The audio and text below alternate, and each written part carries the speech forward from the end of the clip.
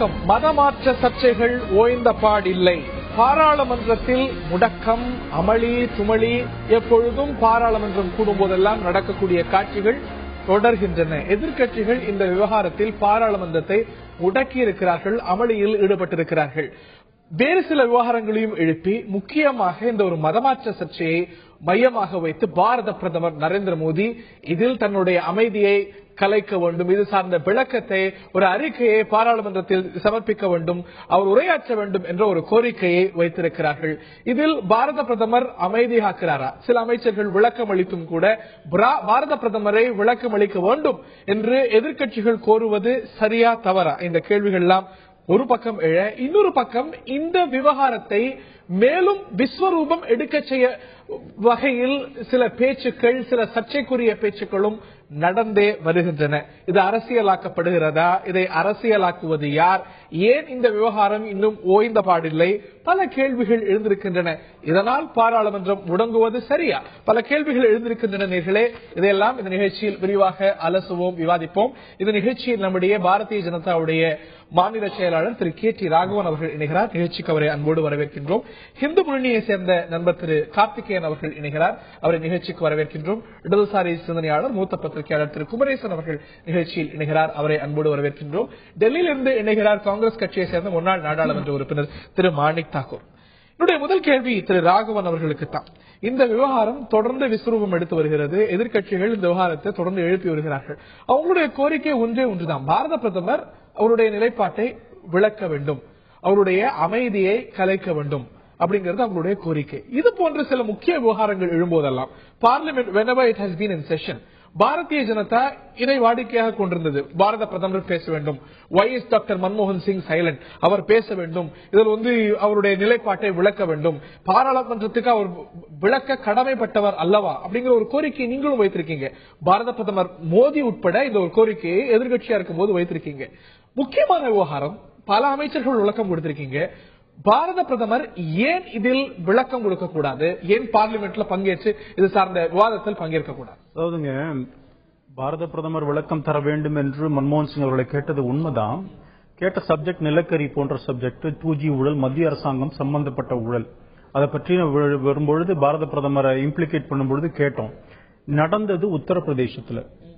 இதுல ஏதாவது ஒரு லாஜிக் இருக்கா? சட்டம் ஒழுங்கு என்பது உத்தரப்பிரதேசம். இன்றைக்கு பாரத பிரதமர் பேச வேண்டும் என்று சொல்லுகின்றவர்கள் ஏன் அகிலேஷ் யாதவ் பேச வேண்டும் என்று சொல்ல மாட்டேங்கிறாங்க? அகிலேஷ் யாதவ் ஏன் விளக்கினார்? வெங்கையா நாயுடு ஏன் விளக்கினார்கள்? மத்திய அமைச்சர்கள் பாராளுமன்றம் அமைதியாக நடக்க வேண்டும் என்று சொன்னால் இன்றைக்கு கூட திரு வெங்கையா நாயுடு சொல்கிறார், இது உள்நாட்டு பாதுகாப்பு சட்டம் ஒழுங்கு பிரச்சனைன்னு சொல்லும் பொழுது ஹோம் மினிஸ்டர் ராஜ்நாத் சிங் விளக்கம் அளிப்பார் சொன்னார்.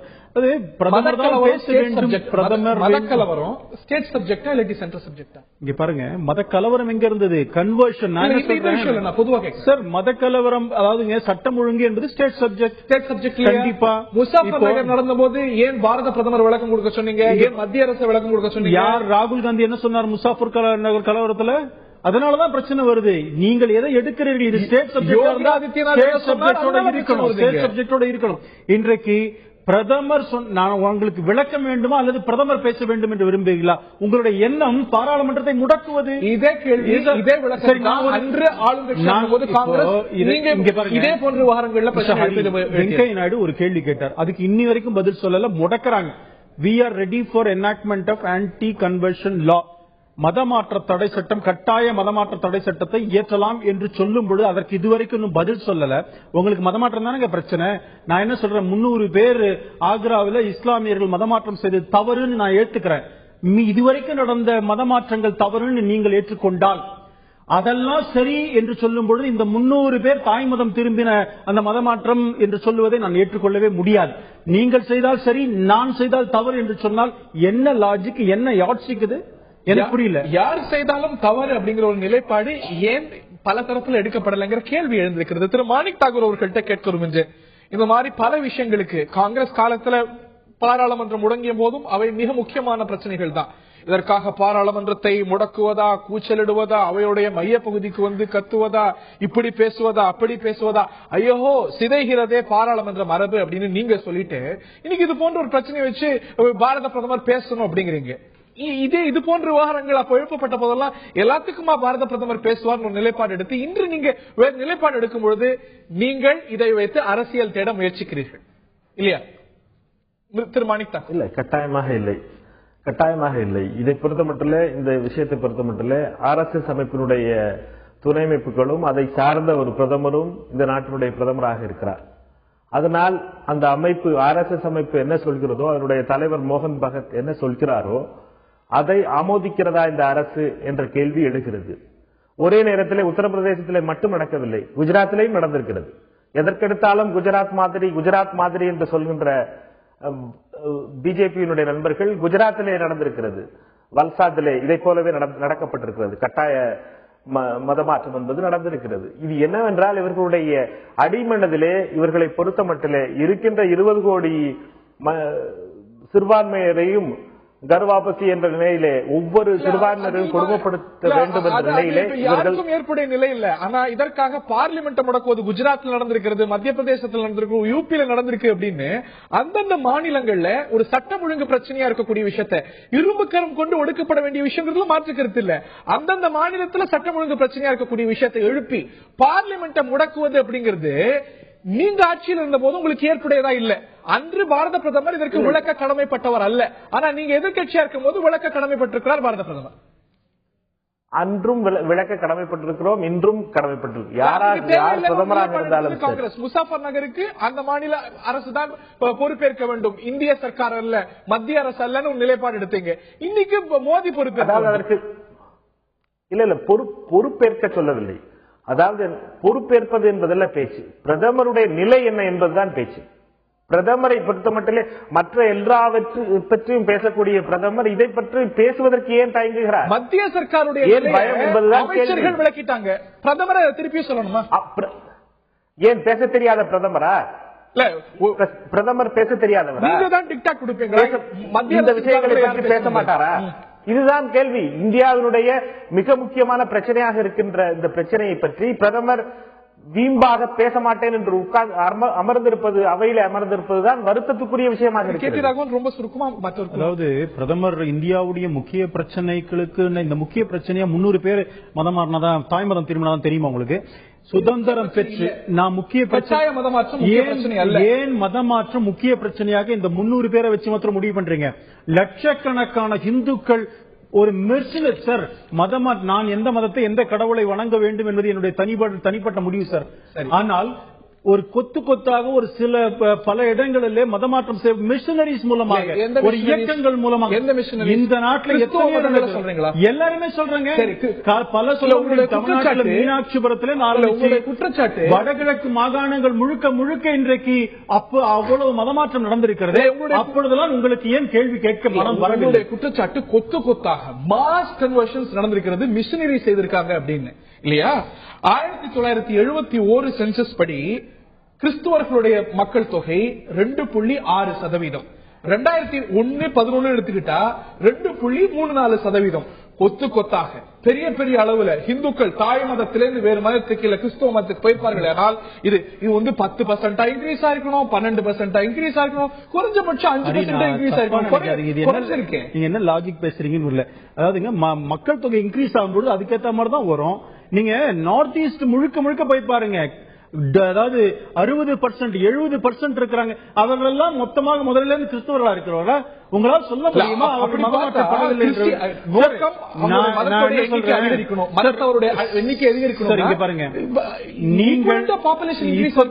நீங்கள் மதம் மாறுவதில் எனக்கு எந்த ஆட்சேபனும் இல்லை. ஆனால் ஹரி முடிவு செய்யணும் எந்த கடவுளை நான் வணங்க வேண்டும் என்று. தனி மனித அவர் முடிவு பண்ணணுமே தவிர கும்பலாக இது ஒரு இயக்கமாக வைத்துக் கொண்டு இது ஒரு டார்கெட், இது ஒரு லட்சியமாக வைத்துக் கொண்டு செயல்படல உங்களால் சொல்ல முடியுமா? அதுதான் கேள்வியா எழுப்புறேன் திரு கார்த்திகேயன் அவர்கள்ட்ட. நான் என்ன மதம் மாறணும் இல்ல இந்த மதத்துல இருக்கணுமான்னு நான் முடிவு செய்யணும். பிரவீன் தொகாடியா முடிவு செய்யக்கூடாது. மோகன் பகவத் முடிவு செய்யக்கூடாது. இன்னைக்கு பிரவீன் தொகாடியா சொல்கிறார் 100% பேரையும், இந்தியாவில் இருக்கக்கூடிய 100% பேரையும் நான் இந்துக்களா மாத்துறேன் அப்படின்னு. அவர் யார் முடிவு செய்ய? திரு ராகவன் கேட்கக்கூடிய அதே கேள்வியை தான் நான் கேட்கிறேன். சரி, நான் உங்ககிட்ட இன்னொன்னு கேட்கிறேன். பிரவீன் தொகாடியா முடிவு பண்ணக்கூடாது, கரெக்ட். மோகன் பகவத் முடிவு பண்ணக்கூடாது, கரெக்ட். கிறிஸ்தவ மிஷினரிகளும் இஸ்லாமிய அமைப்புகளும் முடிவு பண்ணலாமா? அதை ஏத்துக்கிறீங்களா? யாரும் முடிவு பண்ண. ஒரு நிமிஷம், நீங்க இவ்வளவு நேரம் ஸ்டாட்டிஸ்டிக்ஸ் சொல்லிட்டு இருந்தீங்கல்ல, நான் கொடுக்கிற ஸ்டாட்டிஸ்டிக்ஸ் 1947 சுதந்திரம் வாங்கின அன்னைக்கு முஸ்லீமுடைய சதவீதம் 6%, இன்னைக்கு 17%. வர சார், கிறிஸ்தவருடைய சதவீதம் 1, இன்னைக்கு 6. இந்த 6 வந்துட்டு அபிஷியல் இல்ல, நான் கொடுக்கிறேன் சார். Census report sir. ஒரு நிமிஷம், 6% எங்கிட்டயும் சென்சஸ் தான் நான் சொல்லிட்டு இருக்கேன். அடுத்தது வர்றேன். இது 6ங்கிறதே குறைவு. என்னன்னு கேட்டீங்கன்னா, எல்லா சர்ச்சிலையும் 2 ரெக்கார்டு வச்சிருக்காங்க சார். எல்லா சர்ச்சிலையும் 2 புக் இருக்கு. அப்ப சென்சஸ் போய் சொல்லுதா? என்னங்க? அப்ப நான் கொடுக்கிற சென்சஸ் போய் சொல்லுதா? நீங்க எதன அடிப்படையில பேசுறீங்க? 2001 சென்சஸ் படி இந்தியால நான் 2014 பத்தி பேசிட்டு இருக்கேன். 2014 ஏது சென்சஸ் சார்? ரெக்கார்ட்ஸ் எடுக்க மாட்டோமா? என்ன பெரிய விஷயம்? ஆர்டிஐ கேட்டா எங்க வேணாலும் வந்துட்டு போகுது.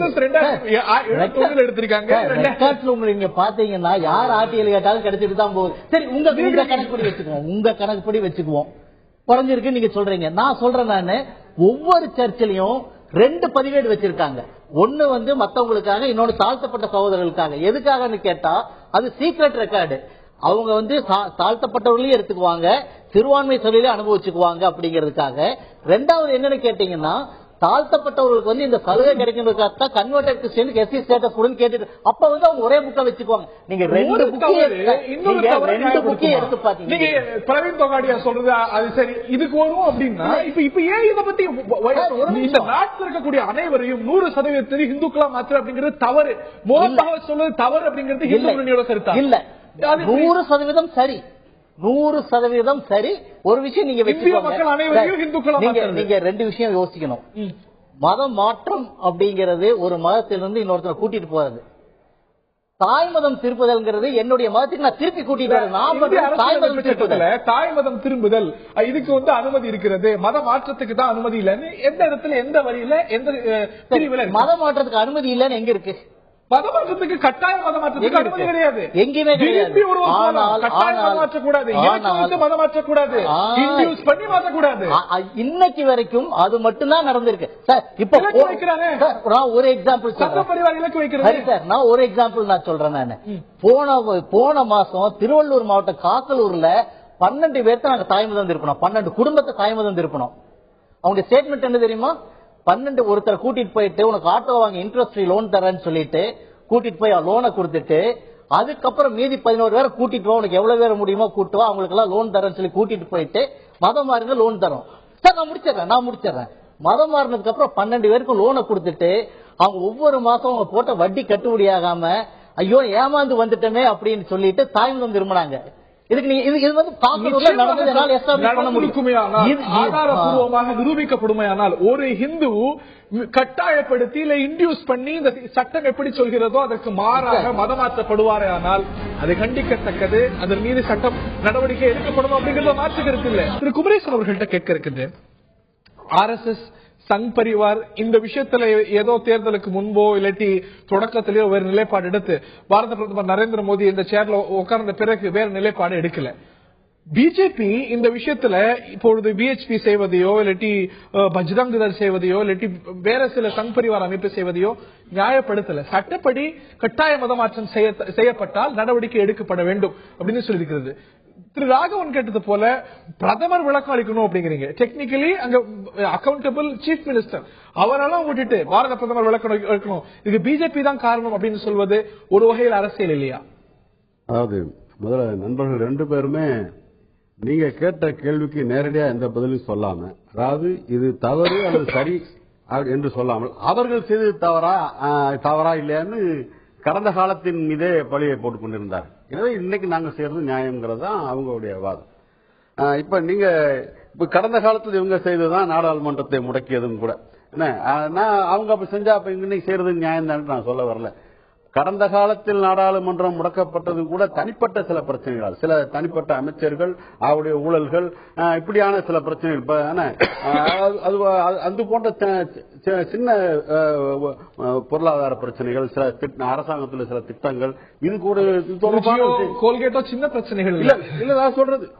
நான் இதோட அதை விட இது மிக முக்கியமான பிரச்சனை என்பதற்காக சொல்கிறேன். இது தேசத்தினுடைய எதிர்காலத்தை பற்றி, தேசத்தினுடைய தோற்றம் என்னவாக இருக்க வேண்டும், இந்த தேசத்துடைய கேரக்டர் என்ன என்பதெல்லாம் நாட்டுக்கு 1,76,000 கோடி இழப்பு ஏற்படுமானா அதை விட ஒரு சில குடும்பங்கள் இல்ல ஒரு நூற்றுக்கணக்கான குடும்பங்கள் நீங்களே சொல்றீங்களே, நூற்றுக்கணக்கான குடும்பங்கள் மாறி இருப்பது, நூற்றுக்கணக்கான குடும்பங்கள். இது தொடக்க புள்ளி தானே. நீங்களே சொல்றீங்க 100% என்று ஒரு இலக்கை வச்சிருக்கிறாரு. அது ஒருத்தர் ஆண்டு கணக்கே 2025 கணக்கே சொல்லி 2021க்குள் இத்தனை சதவீதம், 31க்குள் 100% என்று கணக்கே வைத்திருக்கிறார்கள். எப்படி அத்தனை பேரையும் 100% இந்துக்களா மாத்த போறான்னு தெரியல. ஏன்னா அவ்வளவு கிறிஸ்தவர்களையும் முஸ்லீம்களையும் மற்ற மதத்தையும் படிப்படியாக இப்படி மாற்றியா அல்லது விரட்டி அடித்தா எனக்கு தெரியல. ஏன்னா அது இருக்கட்டும், அது திட்டம் வரட்டும். நான் என்ன கேட்கிறேன், பிரதமருக்கு ஏன் இதுல கூடுதல் பொறுப்பு வருகிறது என்றால், ஒன்று, இது நான் சொன்னது போல இது ஒரு மிகப்பெரிய பிரச்சனை, தேசத்தினுடைய எதிர்காலம், தேசத்துடைய கேரக்டர் என்ன என்ற தீர்மானிக்கிற ஒரு பிரச்சனை. இரண்டாவது, இவர் அனைத்தும் மோடி தான் என்று இவர்களே தான் தூக்கி கொடுத்திருக்கிறார்கள். இவர்கள் கடந்த தேர்தலிலும் சரி மோடியை முன்வைத்துதான் அத்தனை பிரச்சாரங்களும் செய்தார்கள். பிரதமர் ஆன பிறகு கூட ஒருத்தர் பேசியிருக்கார், நாங்கெல்லாம் ஹனுமான்கள் போல, எங்களுக்கு ஹனுமானுக்கு சொன்னாராம், ராமா நீதான் எல்லாம், நான்லாம் நத்திங் அப்படின்னு அவர் சொன்னாராம். அதுபோல நாங்கெல்லாம் நத்திங், எல்லாமே மோடி தான் ஒருத்தர் பேசியிருக்கார். எனவேதான் மோடி இதுல பதில் சொல்லி ஆக வேண்டும். ஏன்னா ஒரு தேசத்துடைய பிரச்சனை, பிரதமர் தன்னுடைய நிலைப்பாடு என்னன்னு சொல்லிட்டா நேரம் பிரச்சனையே முடிஞ்சு போயிருக்குமே. அரசு சொல்லிடுச்சு, அமைச்சர் சொல்லிட்டாரு, இதுல எங்களுக்கு ஆமோதிக்கல, நாங்க இந்த நிலைப்பாடு கட்டாய மதமாற்றம் நடந்ததுன்னா சட்டப்பூர்வமாக நடவடிக்கை பாயணும்னு அரசு சார்பாக அமைச்சர் பார்லிமெண்டோட மறுக்கல. அமைச்சர்கள் சொன்ன பிறகு இதெல்லாம் அடங்கி விட்டதா? என்ன அமைச்சர்கள் சொன்ன பிறகு அடங்கவில்லை, தொடர்ந்து நடந்து கொண்டிருக்கிறார்கள். அடக்க வேண்டிய அதிகாரம் யார்கள் இருக்கு? நான் சொல்லுகிறேன், பிரதமர் ஒரு முறையாவது தொடக்கத்திலிருந்தே, எப்பொழுது மோகன் பகவத் அவர்கள் இந்தியா இந்துக்களின் தேசம்தான் என்று சொன்னாரோ அப்பொழுதே வாய் திறந்திருந்தார். நான் சொல்லி முடிச்சுக்கிறதாக, மோடி அவர்கள் மிகச்சிறந்த பேச்சாளர் என்பதும் சொற்களின் நாயகர் என்பதும் நல்லா தெரிஞ்ச விஷயம். அவர் மோகன் பகவத்துக்கு முதல்ல அப்படி பேசினார் பாருங்க, அப்போதே வாய் திறந்திருந்தார். இதை நாங்கள் ஏற்றுக்கொள்ள, என்னுடைய வாக்கியங்களை முறுக்கி விடுங்கள். இந்த அரசு இதை ஏற்றுக்கொள்ளவில்லை என்பதை பிரதமர் அதிகாரப்பூர்வமாக அறிவித்திருந்தால், அதுபோல ஒவ்வொருவரும் இப்படி எல்லை மீறி பேசிய போதெல்லாம் இது அரசு ஏற்றுக்கொள்ள என்று திட்டவட்டமாக அறிவித்திருந்தால் இது நடந்திருக்காது. மாறாக இன்னைக்கு என்ன நடக்கிறது என்றால், பிரதமருடைய மௌனம் ஒரு ஒப்புதலாக மாறி இந்த ஆட்சி வந்த பிறகு இந்நாடு முழுக்க இப்படிப்பட்ட சம்பவம் பதற்றத்தை ஏற்படுத்துகின்ற, இதை பற்றிய மாநில முதலமைச்சர்களை நோக்கி நீங்க ஏன் எழுப்புறது இல்ல? அகிலேஷ் யாதவ் ஏன் இன்னும் இதற்கு நடவடிக்கை எடுக்கல? ஏன் அவங்களை கடுமையா நடவடிக்கை எடுக்கலன்னு ஏன் கேட்கல? நிச்சயமாக குஜராத்தில் நடந்த சம்பவத்துக்கு ஆனந்தி பட்டேல் அக்கௌண்டபிள் ஆவார். நேரடியாக பிரதமர் இது பண்ணும்போது யார் கையில் அதிகாரம் இருக்கிறதோ அவர்களுக்கு விட்டுட்டு பிரதமரை கேட்கும் பொழுது அரசியல் இருக்கிற வரும் ஒரு சட்டம் ஒழுங்கு பிரச்சனை என்று சுருக்குவதே இவருடைய திட்டத்திற்கு அமைதியாக ஒத்துழைப்பு தருவது. வெறும் சட்டம் ஒழுங்கு பிரச்சனை அல்ல, நான் ஏற்கனவே சொல்லிட்டேன், நாட்டினுடைய கேரக்டர் என்னன்னு தீர்மானிக்கிற பிரச்சனை. கேட்க விரும்புகின்றேன், அவர் கேட்கிற கேள்வியில நிச்சயமா நியாயம் இருக்கத்தான் செய்கிறது. மோகன் பகவத் உங்களுடைய சங் பரிவார் அமைப்புடைய ஒரு முக்கியமான தலைவர், அரசுடைய தலைவர் சொல்கிறார் இது ஹிந்து ராஷ்டிரம் என்று. பிரவீன் தொகாடியா எல்லாரையும் மாத்த போறேன், 100% பேரையும் மாத்த போறேன் அப்படிங்க. இதெல்லாம் கேட்கும் பொழுது இது எங்களுக்கு ஏற்பில்லைன்னு சொல்லிட்டு வேற விஷயங்களுக்கு போறீங்க. மோகன் பகவத் இந்த நாடை ஹிந்து ராஷ்டிரம் என்று சொல்கிறார். It is Bharat alliance India. மோகன் பகவத் சொல்வது தவறு, அது கண்டிக்கத்தக்கது. It is against the secular fabric of the country. இது கான்ஸ்டிடியூஷனுக்கு ஒவ்வாத கருத்து என்று பாஜக கொண்டிருக்கிறதா? மோகன் பகவத் சொன்ன கருத்து கண்டிக்கத்தக்கது என்று சொல்வீர்களா? மரியாதைக்குரிய திரு மோகன் பகவத் சொன்னது 100% சரி. ஹிந்து ராஷ்டிரன்ற கான்செப்ட் நீங்க என்ன கான்செப்ட் அதுக்கு மீனிங் வச்சிருக்கீங்களோ அதுல இருந்து பார்த்தா அப்படித்தான் தோணும். இந்த நாட்டில் இருக்கிற அத்தனை பேரும் இந்துக்கள் தான் நினைக்கிறாரு. நீங்க ஜீசஸ் கிரைஸ்ட் வணங்குறதுனால ஒண்ணும் இல்ல, இந்த நாட்டுல இருக்கிற அத்தனை பேருமே இந்துக்கள். இந்துங்கிற ஒரு மதமே கிடையாது. முதல்ல தெரிஞ்சுக்கோங்க. நீங்க கூறக்கூடிய விளக்கத்தின் அடிப்படையில் நாடு செயல்படுது. அரசியலமைப்பு இந்தியா அலையன்ஸ் பாரத் என்றுதான் சொல்கிறது. இந்து ராஷ்டிரம் என்று ஒரு இடத்தில் இருந்ததில்லை. ஏன் மோகன் பாரத் கொடுக்கக்கூடிய கான்ஸ்டிடியூஷன் பாருங்க, நான் கான்ஸ்டிடியூஷன் ஏத்துக்கணும்னு சொல்லல. நாங்கள் சொல்லுகின்ற அந்த இந்து ராஷ்டிரா எல்லாரையும் உள்ளடக்கியது. அதனால நீங்க என்ன வேணா சொல்லிக்கோங்க. சார், நான் ஹிந்துங்கிறது மதம் அல்ல, நீங்க கிறிஸ்டியன்ங்கிறது மதம். ஹிந்துங்கிறது மதம் அல்ல, ஹிந்துங்கிறது மதம் அல்ல, புரிஞ்சுக்கோங்க. சார், ஃபெய்த் எப்படி சொல்ல, நான் தான் சொல்ல வரேன். ஒரு வழக்கு கொடுத்து முஸ்லிம் நீங்க இந்து ராஷ்டிராங்கிறதுக்கு இந்து மதத்தோட சேர்த்துக்கிறீங்களா? அது உங்க தப்பு, ஏன் தப்பு இல்ல. அதுக்கு அது religion, Muslim religion, Christian religion, Hindu is not religion. அது தெரிஞ்சுக்கோங்க. இன்னொன்னு அண்ணன் சொல்றாரு, இதை பார்த்தாலே அதிர்ச்சியா இருக்கு. முதல் தொடக்கம் இது. இந்த அதிர்ச்சி எல்லாம் உங்களுக்கு இத்தனை வருஷமா வரவே இல்லையா?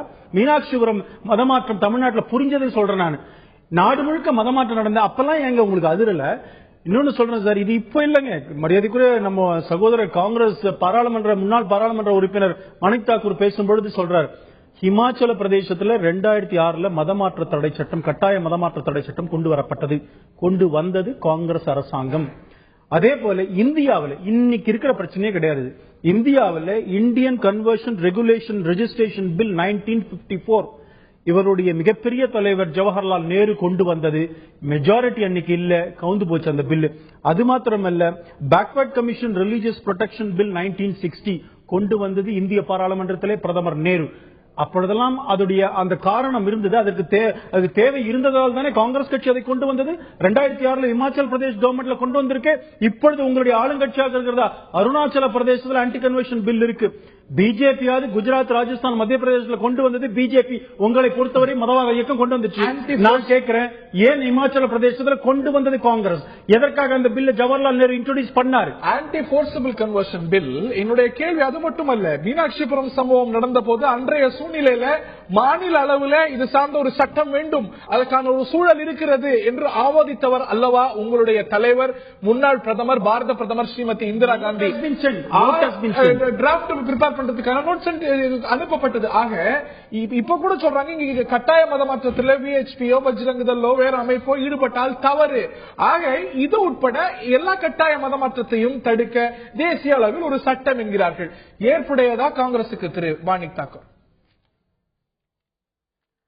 அதாவது எப்பொழுதுமே அரசுடைய மிக முக்கியமான அவர்களுடைய வெற்றி என்பது அனைத்து விஷயங்களையும் சேர்த்து போட்டு குழப்பி தாங்கள் நினைக்கின்ற சில வகையான பொய்களை மட்டும் தெளிவாக சொல்லக்கூடிய பலம் ஆர்எஸ்எஸ் காரர்களுக்கு எப்பொழுதுமே இருந்திருக்கிறது.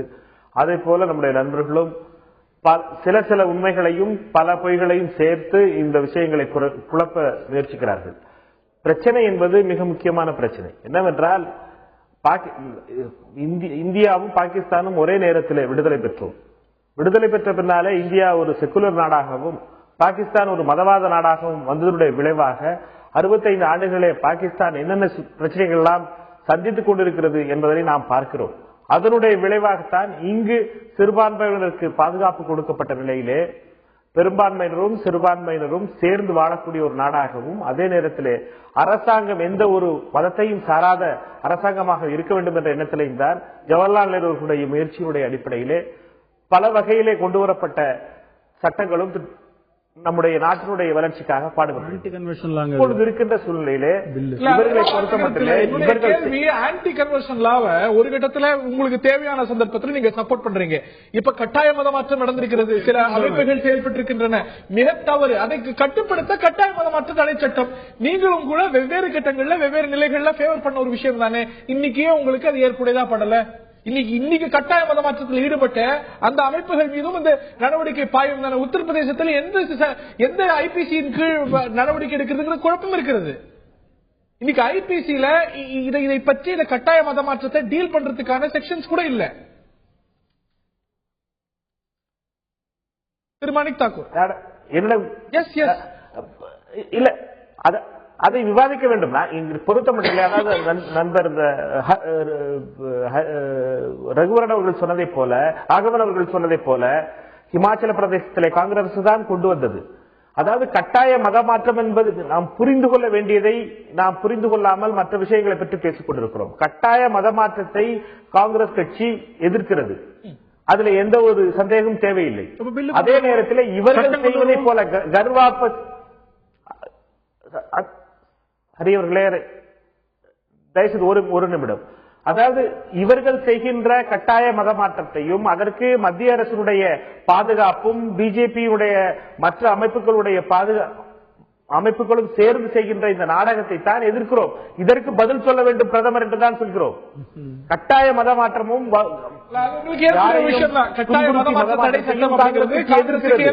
எந்த ஒரு மாற்றமும் இல்லை. விவாதித்து கொண்டு வரக்கூடிய ஒரு விவாதிக்கக்கூடிய கன்சிடர் பண்ணக்கூடிய ஒரு விஷயம் தான் அப்படிங்கிறது உங்களுடைய கருத்தாக பார்க்கின்றேன். கட்டாய மத மாற்ற தடை சட்டம் பற்றி பேசக்கூடிய பாரதிய ஜனதா ஒரு பக்கம் இருக்க, விஹெச்பி மற்ற அமைப்புகள் அதனது பேச்சாளர்கள் எல்லாம் இந்த கர் வாபசி, அதாவது தாய் மதம் திரும்புகின்ற ஒரு வைபவம் இருக்கிறது, அது இந்த ஒரு கட்டாய மத மாற்ற தடை சட்டத்துடைய ஆம்பிட்டுக்குள், அதாவது வரையறைக்குள் வராது என்று சொல்கிறார்களே, அது என்ன நியாயம்? நான் இந்து முன்னணியை சேர்ந்த திரு கார்த்திகேயன் அவர்கள்ட்ட கேட்க இருக்கின்றேன். நீங்க உட்பட ஆளும் அரசு உட்பட சொல்லக்கூடிய விளக்கம் இப்படி எல்லாம் நடக்குது, தப்புதான், அதனால கட்டாய மதமாற்ற தடை சட்டம் வேணும், சில மாநிலங்கள் இருக்கு, இருந்தா பிரச்சனை இல்லையே அப்படிங்கிறீங்க. ஆனா அதுக்கு ஒரு எக்ஸப்ஷன் கொடுக்குறீங்க, இந்த கர்வாப்சி, அதாவது தாய் மதம் திரும்புதல், இது அதுக்குள்ள வராது அப்படிங்கிறீங்க. ஏன்னா தாய் மதத்துக்கு திரும்புறாங்கன்னு எந்த அடிப்படையில? தாய் மதம் அப்படின்னு இந்திய அரசியலமைப்பு சட்டத்துல எந்த மதத்தை குறிப்பிடுது? சரி, இது வர்றதுக்கு முன்னாடி ஐயாவுக்கு ஒரு நன்றி சொல்லணும், அதை மட்டும் சொல்லிட்டு பதில் சொல்ல வர்றேன். ஐயா ஒரு வார்த்தை சொன்னாங்க, conversions alters the characteristics of this country அப்படின்னு சொன்னாங்க. ஐயாவுக்கு நன்றி, வணக்கம், பாராட்டுதல்கள், மகிழ்ச்சிகள். இதைத்தான் கிட்டத்தட்ட பல நாட்களா பல வருடங்களா நாங்க கத்திட்டு இருக்கோம், கேட்டுக்கல. இன்னைக்கு ஒரு 300 முஸ்லீம் மதம் வரணும்னு ஐயாவுக்கு அது புரிஞ்சிருச்சு. அதுக்காக நன்றி. இந்த நாடு ஒரு மதச்சார்பற்ற பாரம்பரியம் உள்ளது, புரிய வைக்கணுங்கிறதுக்காகத்தான் இந்த நிகழ்வுகள் நடத்தப்படுதோ? என்ன ரொம்ப நாளா பண்ணிட்டு இருக்கிறோம். இது என்னமோ நினைச்சு, அதாவது இந்த குரங்கு பிடிக்க போய் பிள்ளையார் வந்த கதை ஏதோ சொல்லுவோம், அந்த மாதிரி இவங்க எதையோ ஆரம்பிச்சு எங்கேயோ போய் மாட்டிட்டு முழிக்கிறாங்க. இப்ப உங்களுக்கு வெளியில வர வழி தெரியாம முழிச்சிட்டு இருக்காங்க, அது வேற விஷயம். இப்ப நீங்க கேட்டதுக்கு நான் பதில் சொல்லிட்டு சொல்றேன். நான் உங்களுக்கு, நாங்க எப்பவுமே ஒரு விஷயத்துல தெளிவா இருக்கோம், எந்த மதத்திலிருந்து எந்த மதத்துக்கு யாரு போனாலும் அது அவங்க சௌரியம், அதை யாரும் தடுக்க முடியாது, தடுக்கவும் கூடாது. ஆனால் ஒவ்வொருத்தரையும் ஆசை காட்டி அச்சுறுத்தி ஏமாற்றி இந்த மாதிரி மதமாற்றம் பண்றதை நாங்க ஏத்துக்கல. நாங்க தாய் மதம் திருப்புதல் யாருக்கும் பணம் கொடுக்கல, லோன் வாங்கி தரேன்னு சொல்ல, அக்கா தங்கச்சி கல்யாணம் பண்ணி தரேன்னு சொல்ல, அப்பா அம்மா வைத்திய செலவு பார்த்தேன்னு சொல்லல, அதெல்லாம் எதுவுமே சொல்லல. இல்ல, இங்க ரேஷன் கார்டு கொடுக்கப்பட்டிருக்கா இல்லையா? ரேஷன் கார்டு கொடுத்து மதமாற்றப்பட்டோம், உங்களுக்கு ரேஷன் கார்டு கொடுப்போம், இன்னென்ன சலுகைகளை கொடுப்போம் அப்படின்னு ஆசை வார்த்தை காட்டப்பட்டதுன்னு மதம் மாறியவர்கள் இந்த தருணத்தை சொன்னாங்களா இல்லையா? அவங்க மதம் மாறினவங்க இதுக்காக மட்டுமே தான் மதம் மாறினாங்களா? அப்போ நிச்சயமா இல்ல. மதம் மாறுறதுக்கு இது வரைக்கும் என்ன காரணம் சொன்னாங்க? தீண்டாமை. நாங்க இப்ப அங்க தீண்டாமை கிறிஸ்தவ மதத்திலயும் இருக்கு, இஸ்லாத்திலயும் இருக்குன்றதாக தான் திரும்பி வர்றாங்க. ஏழ்மை அப்படின்னாங்க, அங்க போய் ஏழ்மை தீரல, அதனால திரும்பி போறதுக்கோ இங்க போறதுக்கோ உரிமை எல்லாருக்கும் இருக்கிறது. உங்களுக்கு நீங்க வேண்டிய மதத்துக்கு போறதுக்கும் இன்னொருவருக்கு இன்னொரு வேண்டிய மதத்துக்கு போறதுக்கும் உரிமை இருக்கிறது.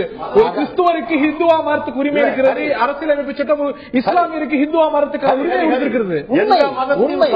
இருப்பதற்கும் உரிமை இருக்கு.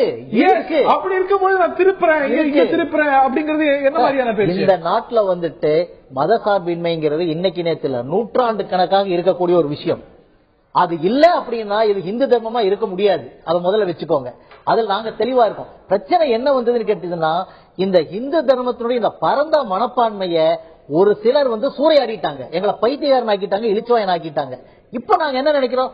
பைத்தியக்காரனா இருந்தது போதும், நாங்க திருப்பி கூப்பிடுறோம். நாங்க தவறு நடந்திருக்கு. இந்திய அரசியலமைப்பு சட்டத்துல எந்த இடத்துல இலக்கு நிர்ணயித்து இந்த ஆண்டுக்குள்ள 100% பேரையும் எல்லாரையும் இந்துக்கள் ஆக்கணும் அப்படின்னு எந்த இடத்துல இருக்குது? எந்த இடத்துல ஒரு தேதி குறித்து டிசம்பர் 25ஆம் தேதி ஒரு நாள் குறிப்பிட்டு இந்த இடத்துல இவ்வளவு பேரை மாற்றுவோம் அப்படின்னு ஒரு இலக்கு நிர்ணயிக்கிறதுக்கு, ஒரு இடத்தை குறிக்கிறதுக்கு எந்த இடத்துல இந்திய அரசியலமைப்பு சட்டம் கொடுத்திருக்கிறது? எந்த இடத்துல இந்து ராஷ்டிரம் அப்படின்னு சொல்றதுக்கு இடம் இருக்கு? இந்திய அரசியல் சட்டத்துல இதுக்கு கொடுக்காத சட்டம் கிறிஸ்தவ மிஷினரிகள் மட்டும் பால் பவுடர் கொடுத்துட்டு ஏமாத்தி கல்யாணம் பண்ணி வைக்கணும்னு சொல்லி ஏமாத்தி மாத்திர கொடுத்திருக்கா? அவங்களுக்கு கொடுத்திருக்கா? நீங்க அந்த தவறை பத்தி பேசுறீங்க, ஏன் ஒரு தவறை பத்தி மட்டுமே பேசுறீங்க?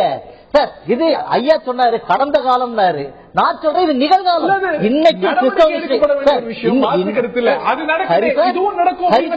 ஹரிசார் ஒரு நிமிஷம், நீங்க அதை வந்து இன்னைக்கு எல்லாம் பேச ஐயோ இப்படி எல்லாம் பண்றாங்களே, லவ் ஜிஹாத் கூடாது, கிறிஸ்தவ மிஷன் பணம் கொடுத்து பண்ணக்கூடாதுன்னு ஐயாவும் நீங்களும் அன்னைக்கு பேசியிருந்தீங்கன்னா இன்னைக்கு இந்த பிரச்சனை வந்திருக்காது.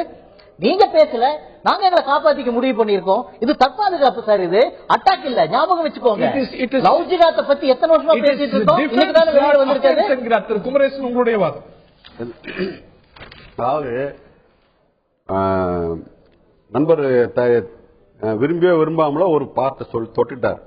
கடந்த காலத்தில் மத மாற்றங்கள் நடந்திருக்குன்னா அது கட்டாயப்படுத்தப்பட்டதும் நடந்திருக்கிறது, விரும்பி நடந்ததும் நடந்திருக்கிறது, வேறு வழி இல்லாமல் நடந்ததும் இருக்கிறது.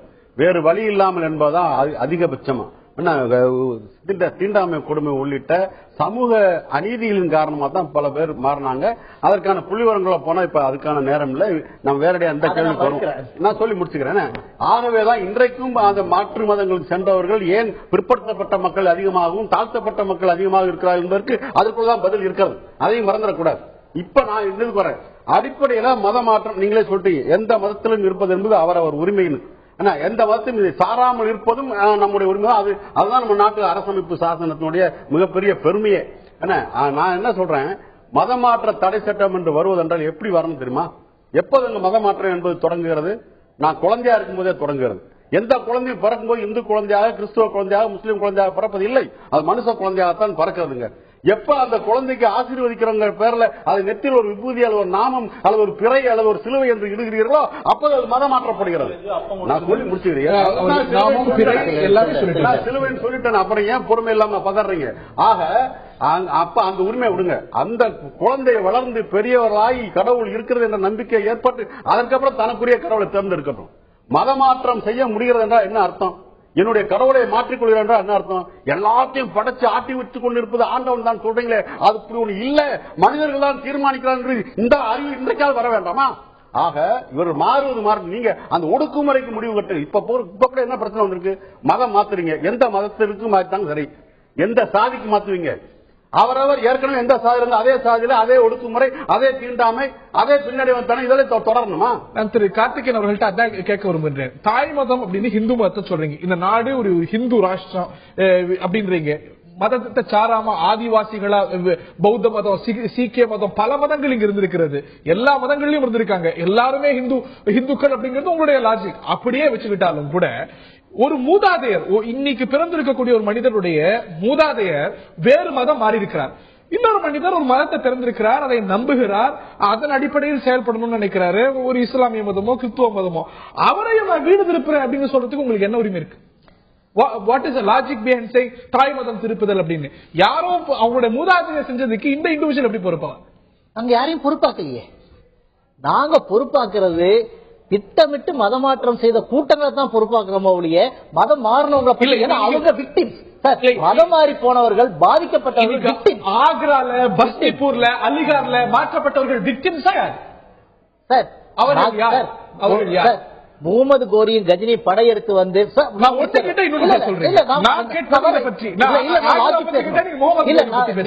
நீங்க ஆரம்பிச்சதுதான் நான் சொல்ல வரேன். பழைய தலைமுறைக்கு போயிட்டீங்க, நான் அங்கிருந்து வந்துதாகணும்.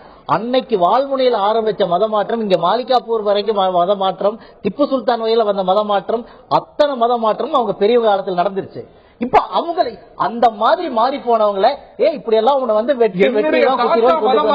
அப்படிங்கிறதுக்காக என்ன நீங்க மதம் மாத்துவ அப்படின்னு நீங்க சொல்வது எந்த அளவுக்கு பொருத்தமா இருக்கும்? அத மாதிரி வாங்கதான் கூப்பிடுறோம் நாங்க. நீங்க வாங்க தாய் மதத்துக்கு திரும்ப. ஒரு நிமிஷம், நீங்க அரேபியால பிறக்கல, ஐரோப்பாவில பிறக்கல, நீங்க இந்த நாட்டுல பிறந்தவர்கள், இந்த மண்ணின் மைந்தர்கள் திரும்ப நம்ம கலாச்சாரத்துக்கு நம்ம பண்பாட்டுக்கு வாங்கன்னு கூப்பிடுறோம் நாங்க. அது ஒண்ணு தவறு ஒண்ணு கிடையாது. நான் சொல்றேன், இவர் சொல்றாரு மத மாற்றம்ங்கிறது, நான் கூட தனிப்பட்ட முறையில் சொன்னேன், குழந்தைகளுடைய உரிமையை பத்தி சொன்னேன். இன்னொரு பக்கத்துல இந்த நாட்டு பழங்குடி மக்கள், இங்கிருந்த ஆதி சமூகங்கள் தங்களுக்கென்று குலதெய்வம், தங்களுக்கென்று வழிபாட்டு முறை வைத்திருந்த போது அத்தனையும் ஒரே விதமாக மாற்றி இந்து மதம் என்று முத்திரையை குத்தியதே இவர்தான் அடிப்படையில் மத மாற்றம் செய்தவர்கள். தனித்தனியா குலதெய்வம் இருக்குங்க, இன்னைக்கு வரைக்கும் தனித்தனியா விருப்ப தெய்வங்கள் இருக்குங்க. அதாவதுங்க, முதல்லயே உங்களுக்கும் திரு கார்த்திகேயன் அவர்களுக்கும் டிஃபரன்ஸ் வந்தது. Population, Christian population. அதுல ஒரு விஷயம் சொல்ல விரும்புறேன் நான். கிரிப்டோ கிறிஸ்டியன் இருக்கு. அதாவது ராகவன் பேர் வச்சிருப்பான், அவன் கிறிஸ்டியனா கன்வெர்ட் ஆயிடுவான். அவனோட வழிபாட்டு முறை மொத்தம் மாறும். ஆனா பேரெல்லாம் மாத்த மாட்டாங்க. என்னங்க இது தாழ்த்தப்பட்ட சமுதாயம், நான் தாழ்த்தப்பட்ட சமுதாயத்தை சார்ந்தவன், நான் மதம் மாறிட்டேன்னு சொன்னா நான் தாழ்த்தப்பட்ட சமுதாயம் அனுபவித்துக் கொண்டிருக்கிற அத்தனை சலுகையும் அனுபவிச்சு கொண்டிருப்பேன். ஆனா கிறிஸ்டினா கன்வெர்ட் ஆயிடுவேன். கன்வெர்ட் ஆகி கிறிஸ்டினா போன தாழ்த்தப்பட்ட சமுதாயம் பற்றி அவங்க வரமாட்டாங்க. ஆனால் அந்த தாழ்த்தப்பட்ட சமுதாயம் அனுபவிக்கின்ற அத்தனை சலுகையும் வேணும், மதமும் மாறிடுவேன். அதனால ராகவன் ராகனாவே காட்டுவான், மதம் வழிபாட்டெல்லாம் மாத்திடுவாங்க. எங்களுடைய தாழ்த்தப்பட்ட சமுதாயத்தினுடைய அத்தனை உரிமைகளும் போதில்ல. அது ஒண்ணு. இது மாதிரி ஒரு பெரிய டிசைன் பண்ணிட்டு இருக்காங்க. இன்னொன்னு, நீங்க என்னவோ இப்பதான் இந்த மாதிரி பிரச்சனை எல்லாம் வருதுன்னு நினைக்கிறீங்க. பிரிட்டிஷ் கவர்மெண்ட்ல இருந்தது. அப்ப நம்முடைய சமஸ்தானங்களா இருந்தது பாருங்க. மதமாற்றம் என்பது அப்போதிலிருந்து மிகப்பெரிய பிரச்சனையாகத்தான் வந்து கொண்டிருக்கிறது.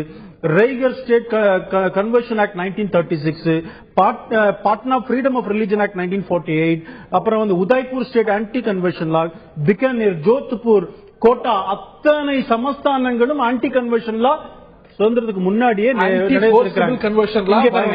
அதனால கன்வர்ஷன், மதமாற்றம் என்பது மிகப்பெரிய பிரச்சனையாக இருக்கிறது.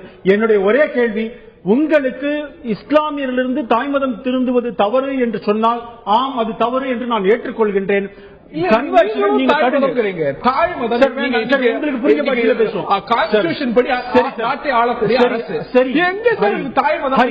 உங்களுக்கு அந்த வேர்டு பிடிக்கல. இப்படி எடுத்துப்போம். இந்து இஸ்லாமியரை இந்துவாக மதமாற்றம் செய்வதே உங்க பாஷையிலே இதெல்லாம் ஏங்க இந்த கேள்வி? இந்த மாதிரி ஒரு டிபேட் இன்னைக்கு நடத்துறீங்களே, 300 பேர் மதம் மாறின உடனே நடத்துறீங்களே, 3 லட்சம் பேர் 5 லட்சம் பேர் நடத்தும் போது உங்களுடைய தொலைக்காட்சியில் ஏன் டிபேட் நடத்தல?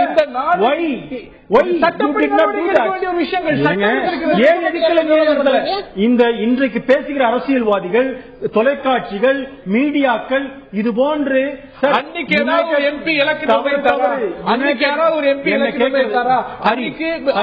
யுனைடெட் ஸ்டேட்ஸ் காங்கிரஸ்ல அங்க வந்து அந்த காஷ்மீர்ல 4 லட்சம் இந்துக்கள் வெளியேற்றப்படும் போது எத்தனை கிளின்சிங் யுனைடெட் ஸ்டேட்ஸ் காங்கிரஸ்ல தீர்மானம் போட்டிருக்கிறான்.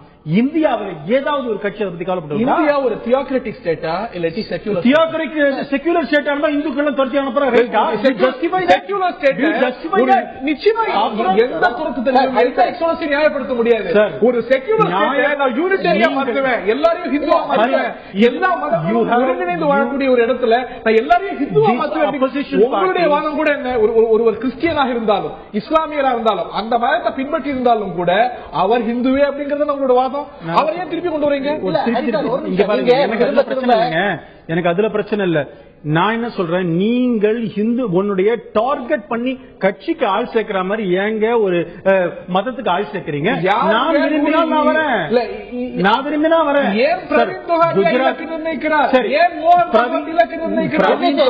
ஒரு நிமிஷம்.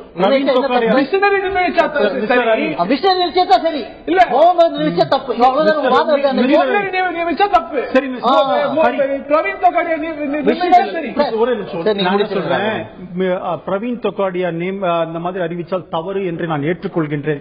எப்பொழுது தெரியுமா? நீங்கள் கிறிஸ்துவ மிஷனரிஸும் இஸ்லாமிய சமுதாயத்தினுடைய ஒரு குரூப் வந்து எவஞ்சலைஸ் பண்ணணும் இந்தியாவை, இல்லாட்டி பான் இஸ்லாமிக் மூவ்மெண்ட் கொண்டு வரணும். இன்னொரு விஷயத்தை You are wrong, Hari. இங்க பாருங்க, இதை வந்து செக்குலரா பார்க்கவே முடியாது, ரெண்டுத்தையும் சேர்த்து தான் பார்க்க வேண்டும். இது தவறு என்று சொன்னால் இது தவறு, இது சரி என்று சொன்னால் அது சரி. இன்னொரு நான் என்ன சொல்றேன், இதுவரை ஏன் நீங்கள், அதாவது மீடியாவும் சரி அப்போசிஷன் கட்சிகளும் சரி, இதுவரை ஏன் மதமாற்றத்தை பெருசாக எடுத்து விவாதம் செய்யல? பிஜேபி கவர்மெண்ட் மதமாற்ற தடை சட்டம் கொண்டு வந்திருக்கோம் மாநிலங்கள்ல. குஜராத்ல கொண்டு வந்திருக்கோம். நீங்க நான் என்ன சொல்றேன், குஜராத்ல நாங்கள் ஆளுங்கட்சி மாநிலங்களை கொண்டு வந்திருக்கிறோம். காங்கிரஸ் இமாச்சலத்தில் 2006 கொண்டு வந்திருக்கிறோம். மாணிக் தாக்கூருடைய இறுதிக்கட்ட கருத்து, இதற்கான தீர்வு என்ன நினைக்கிறீங்க? பாரத பிரதமர் வந்து வெங்கையா நாயுடு என்ன சொன்னாரோ, மற்ற அமைச்சர்கள் என்ன சொன்னாங்களோ, வி டிஸ்டன்ஸ் ஃப்ரம் இட், இது எங்களுக்கு ஆமோதிக்கல அப்படின்னு ஒரு நிலைப்பாடு எடுத்தா காங்கிரஸுக்கு திருப்தி, பார்லிமெண்ட் நடத்த விட்டுருவீங்க, மசோதாக்கள் பாஸ் ஆகலாம், அப்படிதானே? இதுல முக்கியமான விஷயம் என்னவென்றால், அவர்களை பொறுத்த மட்டும் மிக திட்டமிட்டு இதை செயல்படுத்துகிறார்கள். அதாவது பொய்யான வாக்குறுதிகளை கொடுத்து நான் வேலை வாய்ப்பு கொடுப்பேன், நான் கருப்பு பணத்தை கொண்டு வந்து விடுவேன், நான் விவசாயிகளுக்கு நன்மைகள் செய்வேன் என்றெல்லாம் சொன்ன மோடி அவர்களுடைய அரசு 6 மாதத்தில் எதுவும் செய்ய முடியாமல் தள்ளாடுகிறது. இந்த நேரத்திலே மத பிரச்சனைகளை கொண்டு வந்து உத்தரப்பிரதேச குஜராத் தேர்தல்கள் இன்னும் 2 வருடத்திலே வர வேண்டும். இதே பழைய கதைகளை சொல்லிக் கொண்டு சொல்லிட்டீங்க. இதற்கான தீர்வு என்ன? இந்த குற்றச்சாட்டை வச்சுக்கிட்டீங்க. இன்னைக்கு பாரத பிரதமர் என்ன சொல்லணும், என்ன செய்யணும்? என்ன அவர் என்ன நினைக்கிறாரோ அதை சொல்ல வேண்டும். அவர் வாயை திறக்க வேண்டும். அதுதான் இந்த பிரச்சனையிலே பதில் பேச வேண்டும். அது மட்டும் என்ன பேச வேண்டும் என்பது அவர் பேசப்பட்ட கட்டாய மதமாற்றம் யார் செய்தாலும் தவறு என்று சொல்லிவிட்டார்கள். இங்கே குஜராத்திலையும் அக்ராலையும் கட்டாய மதமாற்றம் நடந்திருக்குமேனால் நடக்குமானால் தவறு என்பது இந்திய அரசாங்கத்துடைய பார்வை. இதையே இந்திய அரசாங்கத்துடைய அதை பிரதமர் சொல்லட்டும். ராகுல் காந்தி பேச்சு கேட்டு புளிச்சு போச்சு. இப்ப பிரதமருடைய பேச்சு கேட்கணும்னு ஆசைப்படுறாங்க போல.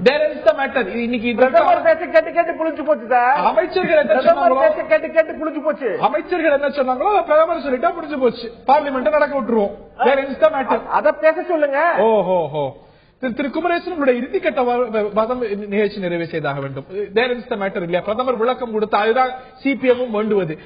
இந்த அரசாங்கம் அமைச்சர்கள் வாயிலாக தன்னுடைய நிலைப்பாட்டை தெளிவுபடுத்திருச்சு. பிரதமர் சொன்னா முடிஞ்சு போச்சு. பிரதமருடைய அரசு தானே இது. பிரதமருடைய கவுன்சில் தானே அமைச்சரவை கவுன்சில். எனவே இது ஒரு தேசிய பிரச்சனை, மிக முக்கியமான பிரச்சனை என்றால் பிரதமர் சொல்லணும். அடுத்து மிக முக்கியமான ஒன்றை நான் சொல்லி முடிவு செய்யறேன். நண்பர் ராகவன் பேசும்போது சொன்னார், தாழ்த்தப்பட்ட மக்கள் அங்க போன அந்த பிரச்சனை எல்லாம் சொன்னார். இப்ப அடிப்படையில் தாழ்த்தப்பட்ட மக்கள் அங்க போய் சலுகைகளை மட்டும் அனுபவிக்கிறார் என்று சொல்லுகிற போதே நமக்கு தெரியுது இந்த நாட்டில் மதம் மாற முடியுமே தவிர சாதி மாற முடியாது என்பது. எனவே அதுதான் அடிப்படை பிரச்சனையே.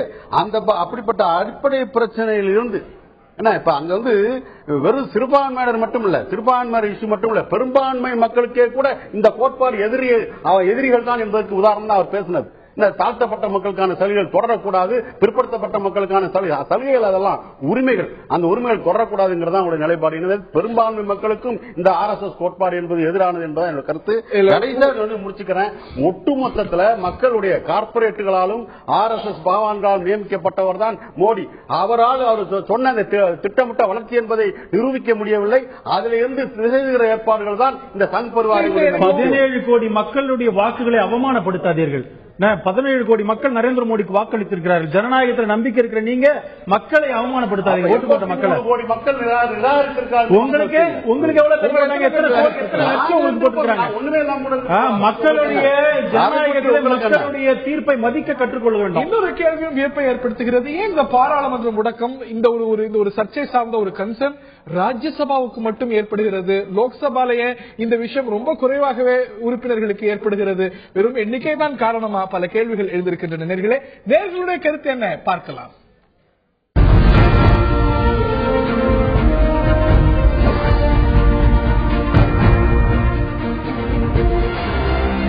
மதமாற்ற சர்ச்சையில் பாரதிய ஜனதாவுடைய நிலை சரி என்று 54%, தவறு என்று 41%, குழப்பமான நிலையை எடுத்திருக்கிறார்கள் என்று 5% சொல்லியிருக்கிறார்கள்.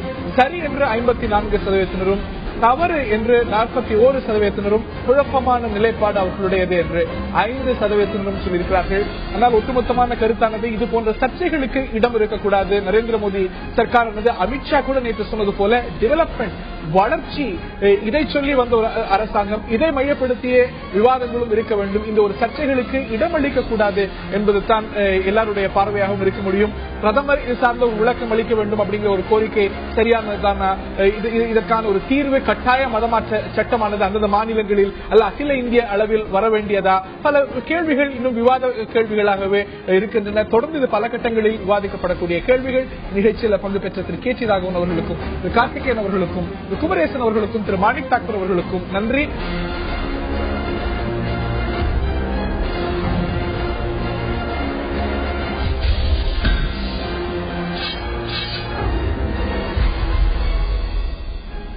ஆயுதெழுத்து நீட்சிக்கு அன்போடு வரவேற்கின்றோம். திரு ரஜினிகாந்த் அவர்களுடைய பிறந்த நாள் என்று மிகுந்த எதிர்பார்ப்புடன் வெளியான திரைப்படம் லிங்கா திரைப்படம் தற்போது திரையரங்குகளில் ஓடி வருகிறது. இந்த நிலையில் வெளியாகி 10 நாட்களாகி உள்ள இந்த ஒரு திரைப்படத்தில் மக்கள் ஆர்வம் குறைந்துள்ளதாகவும், நஷ்டத்தை சந்திப்பதாகவும் விநியோகிஸ்தர்கள் அதிருப்தி தெரிவித்திருக்கிறார்கள். இதற்கெல்லாம் ஒருபடி போய் தங்களுக்கு வழங்கப்பட நஷ்ட ஈடு தங்களுக்கு வழங்கப்பட வேண்டும், காம்பன்சேஷன் தங்களுக்கு வழங்கப்பட வேண்டும் அப்படிங்கிற ஒரு கோரிக்கையும் வைத்திருக்கிறார்கள். ரஜினிகாந்த் இதற்கு பொறுப்பேற்க வேண்டும், அவர்களுக்கு இந்த ஒரு இழப்பீடை தலையிட்டு வழங்க வேண்டும் என்ற ஒரு கோரிக்கையை வைத்திருக்கிறார்கள். படத்தின் வெற்றி தோல்விக்கு அதனது கதாநாயகன் எப்படி பொறுப்பாவார்? இந்த ஒரு கேள்வி எழுந்திருக்கிறது. இந்த ஒரு நஷ்டம் ஏற்படுகிறது அப்படின்னு என்றால் திருப்பி கேட்பது அப்படிங்கிற ஒரு கோரிக்கை அப்படிங்கிறது நியாயமான ஒரு கோரிக்கையா?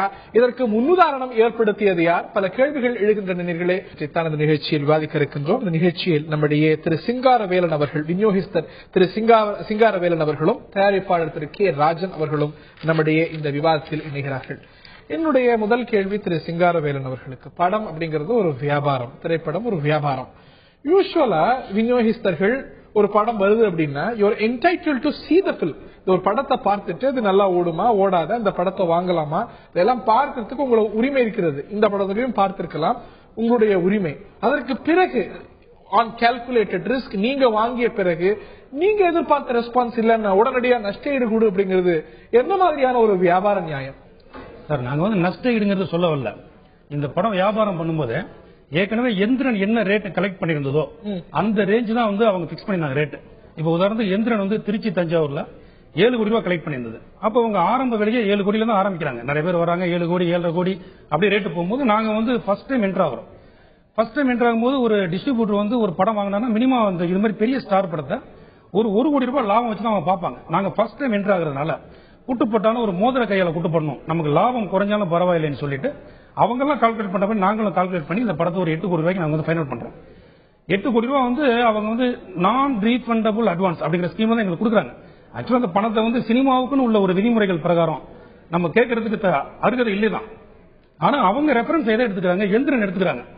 இல்ல எந்திரன் அளவுக்கு ஓடக்கூடிய படமா, நல்ல கதையா, ஒரு விஷயம் பார்க்கறதுக்கு படத்தை பார்த்தீங்களா, பார்க்க அனுமதிக்கப்பட்டதா? நாங்க படம் பார்க்கல, படம் யாருக்குமே அவங்க காட்டல, இன்க்ளூடிங் அதாவது வேந்தர் மூவிஸ் கூட அவங்க கோரிக்கை வைத்தீங்களா?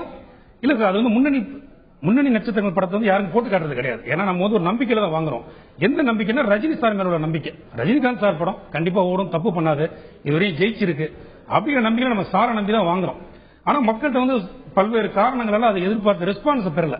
அதனால கலெக்ஷன் ரொம்ப கம்மியா இருக்கு. கம்மியா பயங்கர கம்மியா இருக்கு. இப்ப 8 கோடி ரூபாய் வர படம் ஒரு 6 கோடி ரூபாய் கலெக்ட் பண்ணுது, 2 கோடி ரூபாய் லாஸ் ஆகுது அப்படின்னா ஓகே ரைட், நம்ம வந்தோம். அதான் சொன்னேன், ஒரு குட்டுப்பட்டாலும் மோதிர கையில குட்டுப்பட்டோம், நமக்கு ஒரு பேர் கிடைக்கும், அடுத்து வேற ஏதாவது படம் பண்ணி சம்பாதிச்சு போய்க்கலாம். ஆனா இது 2 கோடியும் நமக்கு ஷேர் வரும்போது 6 கோடி ரூபாய் இழப்பு தாங்க முடியாது. ஏன்னா இந்த படத்துக்கு 8 கோடி ரூபாய் நான் விலை கொடுத்திருக்கேன்னா என் பங்குக்கு நான் 1 கோடி 25 லட்சம் தான் பணம் போட்டிருக்கேன். மீதி 6 கோடி 80 லட்சம் நிதியை எங்கிருந்து திரட்டணும், தேட்டருக்காரங்களுக்கு திரட்டும். இப்ப 30 லட்சம் கொடுத்த தேட்டருக்காருக்கு 3 லட்சம் கிடைச்சா அவர் எங்க போவார்? பாக்கி 27 லட்சம் அவர் எங்க இருந்து அவரால் அந்த இழப்பை தாங்க முடியாது. அதுக்காக நாங்க தேட்டருக்காரங்களுக்கு தான் அந்த கோரிக்கை வைக்கிறோம். ஏன்னா தேட்டருக்காரங்க எங்களை போய் நெருக்கிறாங்க, பணத்தை கொடுங்கன்னு நாங்க கொடுத்த இடத்துல கேட்கிறோம். திரு ராஜன், உங்களுடைய முதற்கட்ட பார்வை இந்த ஒரு கோரிக்கையில தார்மீக அடிப்படையில நியாயம் இருப்பதா? நாங்க குட்டுப்பட்டாலும் மோதிர கையில குட்டுப்படணும்னு ஒரு ரிஸ்க் எடுக்கிறோம்.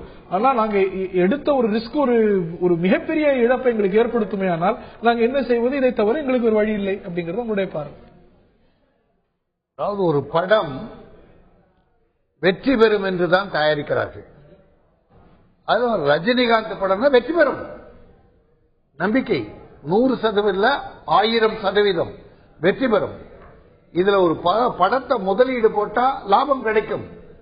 வரலாறு இருக்கு, நிறைய படம் லாபம் கிடைச்சிருக்கு. ஆனால் அது ஃபெயிலியர் ஆகிற போது பணத்தை திருப்பி கேட்கறது நியாயமான நியாயம் இல்ல, கேட்க கூடாது. ஆனா ஏன் இவங்க கேட்கறாங்கன்னா சொன்ன விலை அதிகம், கொடுத்த விலை அதிகம், அதனால எனக்கு லாஸ் ஆகும் போது கொஞ்சம் கொடுன்னு கேட்கறாங்க. அந்த கோரிக்கை இருங்க. ஒரு துணி கடையில நீங்க 1000 ரூபாய் பேண்ட் வாங்குறீங்க, 1000 ரூபாய்னா அவனுக்கு 200 ரூபாய் லாபம் கிடைக்குது. அந்த பேண்ட் 2500 ரூபாய் வைக்கிறான். ஜெகஜீரன் இருக்குது, புதுசா வர்ற தம்பிங்க.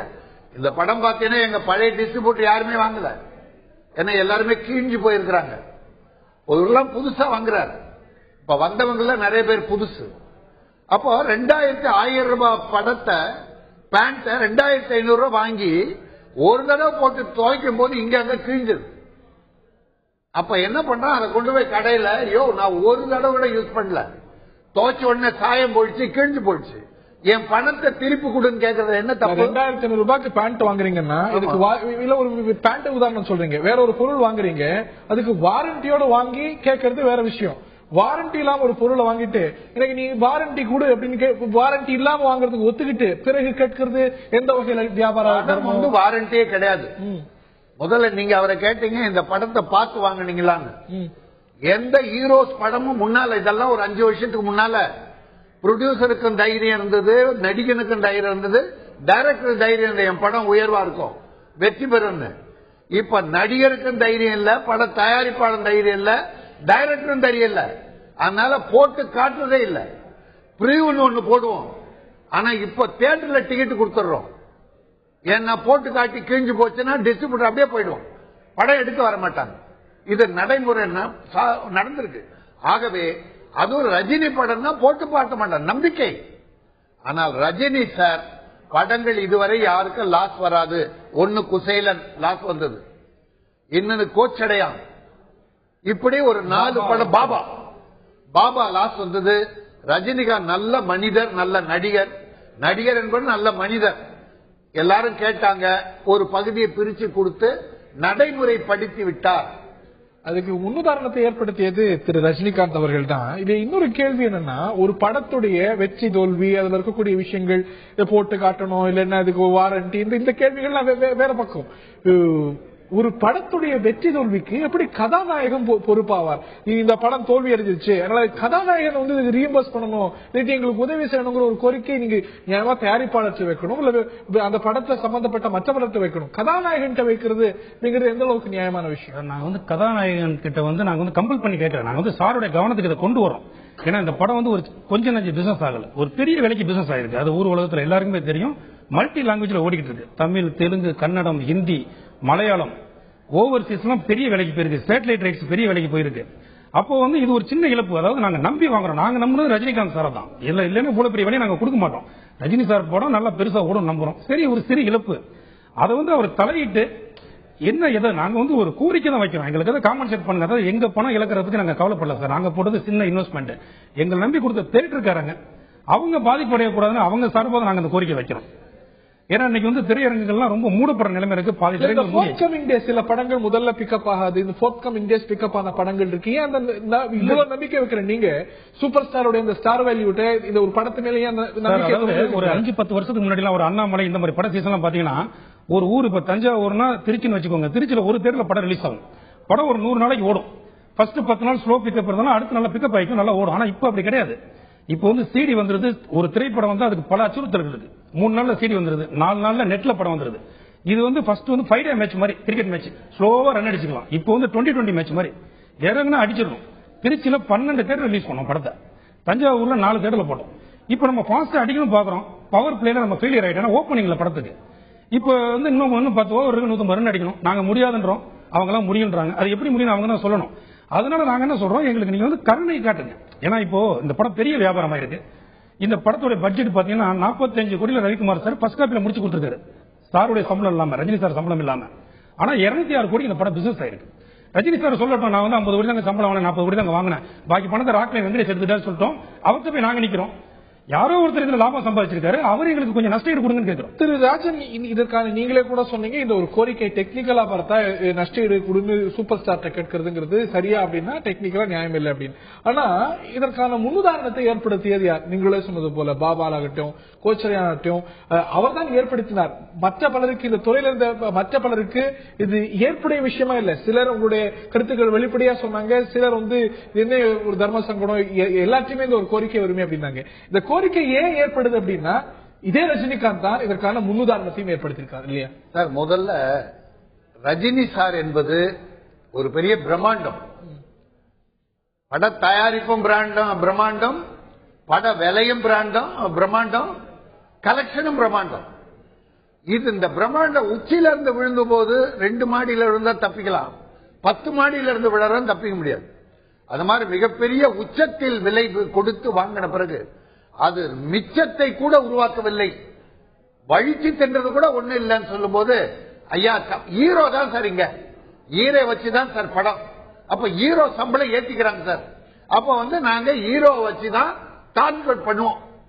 ஹீரோ நீ 2 கோடி வாங்கினா நியாயம், நீ அளவுக்கு மீறி 20 கோடி வாங்குற போது நான் அதை நம்பிதான் வாங்குறேன். இந்த ஹீரோ படம் தீர்மானிப்பது யார்? தீர்மானிப்பது யார்? தீர்மானிக்கிறது யாருன்னா எங்க ப்ரொடியூசர் தான் சார். நீங்களும் ஒரு ப்ரொடியூசர்?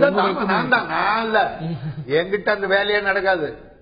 சும்மா தண்டத்துக்கு இந்த தயாரிப்பாளர் இப்ப கத்துறானுங்க வெட்டி பயலுங்க. இல்ல வார்த்தை இல்லங்க எங்களுக்கு தெரியும். நான் சொல்வதை கேளுங்க.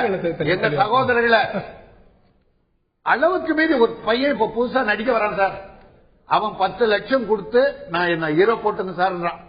தப்பு இல்ல, அவனை ஹீரோ போட்டு டைரக்டருடைய திறமை, அவனுடைய சிரமம், தயாரிப்பாளர் பரவாயில்ல கொஞ்சம் சேர்த்து செலவு பண்ணுங்க நல்லா வரட்டும் ஹீரோன்னு கொடுத்தா அந்த படம் ஏதோ தப்பி வெற்றி பெறுது. வெற்றி பெற்ற உடனே அந்த தம்பி 5 லட்சம் கொடுத்தவன் 50 லட்சம் செலவு விலை சொல்லலாம், சம்பளம் சொல்லலாம். ஆனா எங்க தயாரிப்பா, நான் எதுக்கு அந்த வார்த்தையை யூஸ் பண்ணா, எங்க தயாரிப்பாளர் தான் போய் ஒருத்தன் நீங்க 1 கோடிக்கு ஒருத்தர் சார் நீங்க டேட் கொடுங்க 1 கோடின்றான், பின்னாலே ஒருத்தன் போய் 1.5 கோடின்னு எங்கள் தயாரிப்பாளர் ஏற்றி விடுறான். அதுக்காக சொல்றேன், அந்த நடிகர்களை கெடுப்பதும் தயாரிப்பாளர்கள் இப்ப வந்திருக்க தயாரிப்பாளர் முன்ன தயாரிப்பாளர் தான் செய்ய மாட்டாங்க, விற்பனை தெரியும். இல்ல ஒரு பக்கம் இதுன்னு சொல்றீங்க, இன்னொரு பக்கம் ஹீரோ வச்சுதான் படம், ஹீரோ தான் ரெஸ்பான்சிபிள் அப்படின்னா முரண்பாடா இல்லையா? சம்பளம் ஏற்றி விடுறது எங்க ஆளு, ஏத்தன சம்பளத்தை நிலைமைக்கு ஏத்தாம இறக்காம உச்சிக்கு போயிடுறது நடிகர். அப்ப லாஸ் வரும்போது அந்த நடிகர்கிட்ட தான் யாராவது கொடுத்தா வேணாம்னு சொல்லுவாங்களா? நாங்க நிர்ணயிப்போம், ஆனா இது ஹீரோக்கள் தான் பொறுப்புன்னு யாராவது கொடுத்தா. நான் இவ்வளவு சாதம் போடுறேன், இப்போ நீங்க பசிக்குது, நான் என் வீட்டுக்கு வரேங்க, வாரி கொட்டுறேன், அள்ளி தின்னுகிட்டே இருங்கள, அளவு தானே. பார்சல் எடுத்து போங்க, பார்சல் எடுத்து 5 வீட்டுக்கு எடுத்து போவீங்க. அளவு சார், எல்லாமே அளவு. நிறைய இன்னும் அவர் சொன்னது போல இதே சமயத்துல பல லோ பட்ஜெட் படம் நிச்சயமா விநியோகிஸ்தர்கள் ஆதரிக்க வேண்டிய சில படங்கள் அதே சமயத்தில் வந்தது. அதெல்லாம் விட்டுட்டு அவர் சொன்னது போல பிரம்மாண்டமான படம், பிரம்மாண்டமான வாய்ப்புகள்னா பிரம்மாண்டமான ரிஸ்க்கும் இருக்கு. அது தெரிஞ்சேதான் நீங்க செய்றீங்க, தெரிஞ்சிட்டு செஞ்சு ஐயோ இது பிரம்மாண்டமா இருக்கே லாஸ் அப்படின்னா அந்த அளவுக்கு சார். அதாவது சார் ஒரு பொருள் இது ஒரு கண்கட்டி வித்தை மாதிரி. இப்போ ஒரு சாதாரண ஒரு பொருள், ஒரு 2 வீலர் வாங்குறோம், கார் வாங்குறோம்னா அது நம்ம டெஸ்ட் டிரைவ் போயிட்டு தான் வாங்குறோம் ஒரு கார்லாம். இது அப்படி கிடையாது, அவங்க கொடுக்குற வார்த்தை தான். ஏன்னா ரஜினி சார் எல்லாரும் நம்புறோம், நானும் அவருடைய அடிப்படை ஃபேன். ஃபர்ஸ்ட் இந்த படம் வாங்கினது எல்லாமே முக்கால்வாசி அவருடைய ஃபேன் தான். எனக்கு யாரும் பழைய டிஸ்ட்ரிபியூட்டர் யாரும் வரல, ஏன்னா விலை பெருசா இருந்ததுனால நாங்க சரி வாங்குறோம் ரைட்டு. படத்துல அவங்க சொல்றாங்க இது படையப்பா மாதிரி ஒரு 10 மடங்கு நல்லா பண்ணிருக்கோம், ரவிக்குமார் சார் நல்ல பேட்டி கொடுக்குறாரு, ரஜினி சார் சொல்றாரு, அதெல்லாம் நம்பி தான் வாங்குறோம், அந்த வார்த்தை தான் நம்புறோம். இல்ல இதே போலதான் நம்பி எந்திரனோ சிவாஜியோ வாங்கினீங்க. எந்திரன்ல 120 கோடி டோட்டல் ப்ராஃபிட்னு புரிஞ்சுக்கிறேன், சிவாஜியில 170 கோடி. கூடுதலா வரும்போது இல்ல நாங்க எங்களுக்கு கூடுதலா வந்துருச்சு ரஜினிகாந்த் கொடுக்குறோம் sir, according to the agreement. அதுதான் சொல்லுது. இப்ப நான் 8 கோடி கொடுத்தேன்னா 8 கோடிக்கு மேல கலெக்ட் பண்ண நான் அவங்ககிட்ட தான் கொடுக்கணும். எம்ஜி அக்ரிமெண்ட் ஒன்னு இருக்கு, டிஸ்ட்ரிபியூஷன் எம்ஜி.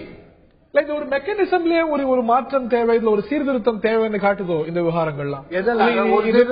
சினிமாவில் நீங்க ஒரு சீர்திருத்தம் பண்ண முடியாது. ஓடுற குதிரை மேல பந்தயம் கட்டுறோம், அந்த ஓடுற குதிரை நொண்டியாய் விழும் போது என்ன பண்றோம்? அதாவது எம்ஜின்னு சொல்லும் போது இவர் 10 கோடிக்கு திருச்சி தஞ்சாவூர் வாங்கிட்டார் சார். வாங்கிட்டு 10 கோடி கலெக்ட் பண்ற வரைக்கும் 20% தான் கமிஷன். 10 கோடிக்கு மேல வந்ததுன்னா ப்ரொடியூசர் கொடுக்கணும் நீங்க. பத்தி கேட்கிறாரு, உங்களோட பாயிண்ட் சொல்றேன், சொல்லிட்டு இருந்தீங்க, தொடர்ந்து பேசுங்க. அதான் சார் இப்போ நம்ம இப்போ 8 கோடி நம்ம அக்ரிமெண்ட் போட்டாலும் 8 கோடி ரீச் ஆனதுக்கு அப்புறம் என்ன கலெக்ட் ஆகுதோ அதை நம்ம அவங்களுக்கு கொடுத்தாகணும். நமக்கு அவங்க 10% தான் கொடுக்குறாங்க. அப்போ அவங்க எல்லாத்தையும் அவங்க பங்கெடுத்துக்கிறாங்க, கூட வந்தாலும் கேட்கறாங்க. அப்ப குறைச்சு எங்களுக்கு கொடுங்க, நாங்க வேண்டுகோள் தான் வைக்கிறோம். அதாவது அக்கார்டிங் டு அக்ரிமெண்ட் அவங்க தெளிவாங்க எழுதி வாங்கிட்டாங்க, படம் ஓடுதோ உள்ளே பொறுப்புன்னு. முதல்ல அந்த சிஸ்டத்தை முதல்ல மாத்தணும் சார். நான் சொல்றது அதான், மினிமம் கேரண்டிங்கிறாங்க. யாரு கேரண்டி கொடுக்கணும்? இப்ப படத்தை தயாரிக்கிற ஒரு தயாரிப்பாளர், ரஜினி சார் கதை கேட்கிறாரு, தயாரிப்பாளர் முடிவு பண்றாரு, எங்களுக்கு ஏதாவது அதுல ரோல் இருக்கா? எந்த ரோலும் கிடையாது. நீங்க படத்தை எடுக்கிறீங்க, படம் நல்லா வந்திருக்கு தம்பி, திருச்சி தஞ்சாவூர் 8 கோடி ரூபாய் வாங்கிக்க, ஓடலைன்னா நான் பொறுப்பு அப்படின்னா அதுக்கு பேர் கேரண்டி. இவங்க மாறா எங்கள்கிட்ட மினிமம் கேரண்டி கேட்கறாங்க. 8 கோடிக்கு படம் வாங்கிக்க தம்பி, ஆனா நீ தான் கேரண்டி, படம் ஓடுதோ ஓடலையா அப்படின்னு. என்ன சார் இது? இப்ப ரஜினி சார் இருக்காரு, 10,000 ரூபாய்க்கு ஒரு ஃப்ரிட்ஜ் வாங்குறாரு, ஃப்ரிட்ஜ் எடுத்து வீட்டுக்கு போறாரு, ஃப்ரிட்ஜ் வேலை செய்யல, சரி போயிட்டு போன விட்டுவாரு, அதுக்கு ஒரு கேரண்டி வாரண்டி இருக்கு, கூட்டு கேட்பாருல்ல, அதுதான் வாரண்டி. நீங்க கார்டு கொடுத்தீங்க, வாரண்டின்னு ஒரு கார்டை கொடுக்குறீங்க. நாங்க ரஜினி சாரோட வார்த்தையை நம்புறோம், இதுதான் வேற ஒண்ணு. அதனால நாங்க உரிமையை கேட்கிறோம். ஏன்னா சார் இந்த படம் 206 கோடி பிசினஸ் பண்ணிருக்கு, 45 கோடி பட்ஜெட் வச்சுக்கோங்க செலவு, ரஜினி சாருக்கு ஒரு 50 கோடி சம்பளம் வச்சுக்கோங்க, மீதி பணம் எங்கேயும் முடங்கி இருக்கும்போது சொல்றீங்க இதை தாண்டி இந்த ஒரு முறை மாற்றணும், நீங்க சிஸ்டமே மாறணும் அப்படிங்கிறீங்க. இந்த ஒரு சிஸ்டம் மாற்றத்தை பத்தி விநியோகஸ்தர்கள் எல்லாம் கூடி வேற ஏதாவது சந்தர்ப்பங்கள்ல கோரிக்கை வச்சிருக்கீங்களா? அதே ரஜினிகாந்த் படத்துல சமீபத்தில் இது வந்து அடிப்படையில் வரணும் சார். இப்ப உதாரணத்துக்கு பாத்தீங்கன்னா சில ஊர்ல அதை பண்ணிட்டாங்க. இப்ப இந்த திருச்சி கரூர் எல்லாம் பாத்தீங்கன்னா இருக்கிற தேட்டர் சிண்டிகேட் ஃபார்ம் பண்ணிட்டாங்க. ஃபார்ம் பண்ணி நாங்க எஞ்சி தர முடியாது, டிஸ்ட்ரிபியூஷன் தான், இஷ்டம்னா போடு இல்லைன்னா விட்டு அப்படிங்கிறாங்க. அதே கண்டிஷன் எல்லா டிஸ்ட்ரிபியூட்டர் சேர்ந்து ப்ரொடியூசர் கடமை அவங்க வந்துதான் அவங்க வலிக்கு நமக்குள்ள ஒற்றுமை வந்து அது நிச்சயம் சாத்தியம். இதற்கான இடைப்பட்ட தீர்வு என்னன்னு நினைக்கிறேன். தம்பி சொன்னதெல்லாம் என்னன்னா, இந்த சின்ன ப்ரொடியூசர் சின்ன படம் எடுக்கிறாங்க பாருங்க, அவன் தலையில் தான் இந்த டிஸ்ட்ரிபியூட்டர் கொட்டுவாங்க. இப்படிலாம் தீர்மானம் போட்டு நம்ம வந்து எம்ஜி கொடுக்க கூடாது, டிஸ்ட்ரிபியூஷன் வாங்கணும் பேசிட்டு இந்த பெரிய ஹீரோ படம் வருது பாருங்க, அப்ப இவங்களே உடைச்சிட்டு போய் வாங்கிடுவாங்க, போட்டி போட்டு வாங்குவாங்க. அப்ப லாஸ் ஆயிட்டா லாபம் வந்தா கொடுக்க மாட்டாங்க, லாஸ் ஆயிட்டா இந்த மாதிரி அது வேற எந்த ஹீரோ கிட்ட போக மாட்டாங்க. எந்த ஹீரோ கிட்ட போக மாட்டாங்கன்னா ஒரு அளவான விலை இருக்கும், அந்த அளவான விலை இருந்து அதை வாங்கி கொஞ்சம் சின்ன லாஸ் ஆகப்படும் போது தேட்டருக்காரனும் பாதிக்க மாட்டான், நம்ம விநியோகத்திலும் பாதிக்க மாட்டாங்க. இது வந்து பயங்கர பாதிப்பு சார், பெரிய லாபம்.